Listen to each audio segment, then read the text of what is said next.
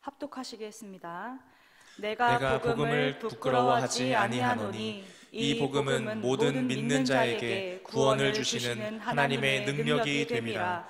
먼저는 유대인에게요 그리고 헬라인에게로다. 아멘. 네, 오늘은 부활 주일입니다. 이 설교 뒤에 칸타타가 있죠. 다들 칸타타를 목이 빠져라 기다리고 계실 것 같아서 가장 은혜로운 설교, 가장 짧은 설교를 하려고 합니다. 바로 본론으로 들어가겠습니다. 고난주간에 예수님의 십자가를 묵상하면서 느낀 것이 있습니다. 바로 제자들의 모습입니다. 예수님이 십자가에 못 박히기 전 예수님을 배신했던 사람이 있죠. 예수님의 제자였지만 예수님을 팔아 넘겼었던 유다가 있습니다. 그리고 예수님을 끔찍이도 사랑한다고 했지만 자신이 살기 위해서 예수님을 3번이나 부인했던 베드로가 있습니다. 그리고 예수님이 부활하시고 나서도 자신의 눈으로 못자국 난 손과 발과 옆구리를 직접 만져보기 전까진 부활을 믿을 수 없다고 의심했던 도마도 있습니다. 구약의 말씀에서부터 예수님에 대해서 늘 예언하고 또 예수님께서도 제자들에게 수없이 예수님의 십자가 사건과 부활에 대해서 늘 말씀하셨습니다. 그런데 이것을 몸소 믿는 제자들은 없었습니다. 그저 그의 스승이 너무나도 높은 하나님 나라의 큰 일을 이야기하고 있다고만 믿었을 것입니다. 그런데 그런 제자들에게 예수님께서 부활하신 후 모습을 보이셨습니다. 예수님의 손과 발의 못자국과 옆구리의 상처를 간직한 채 그들에게 내어 보이며 부활을 보이셨습니다. 그리고 제자들에게 마지막으로 지상 명령을 하신 후 모두가 지켜보는 앞에서 하늘로 올려지셨습니다. 그런데 참 신기합니다. 이때부터 제자들의 삶이 달라지기 시작합니다.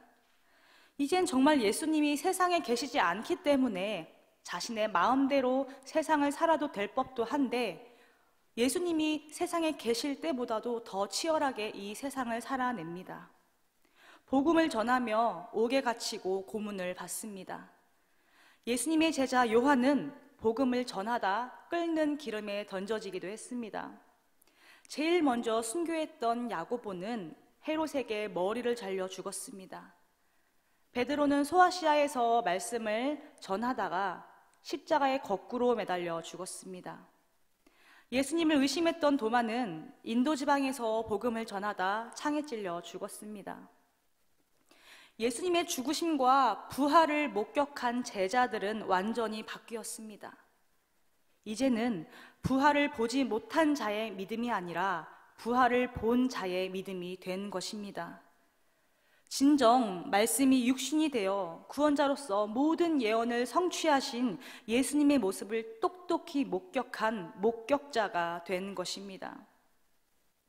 부활을 목격하지 못한 자의 믿음은 세상의 것을 아주 중요하게 여깁니다. 안주하려고 하고 편안한 신앙생활을 추구합니다.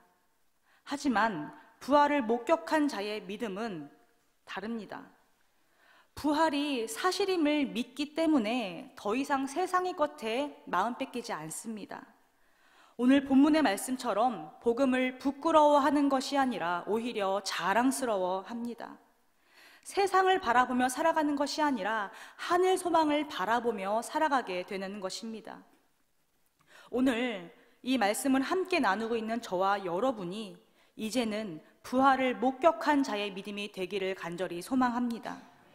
그리하여서 더 이상 세상의 것에 마음 뺏기고 편안한 신앙을 추구하는 것이 아니라 내 몸이 조금은 고단하고 내 몸이 조금은 고달퍼도 힘들지라도 나를 위해 죽으신 예수님의 그 십자가를 바라보며 구원받은 자의 합당한 삶을 사는 귀한 성도들 되기를 간절히 소망합니다. 기도하시겠습니다. 사랑해 주님 감사합니다.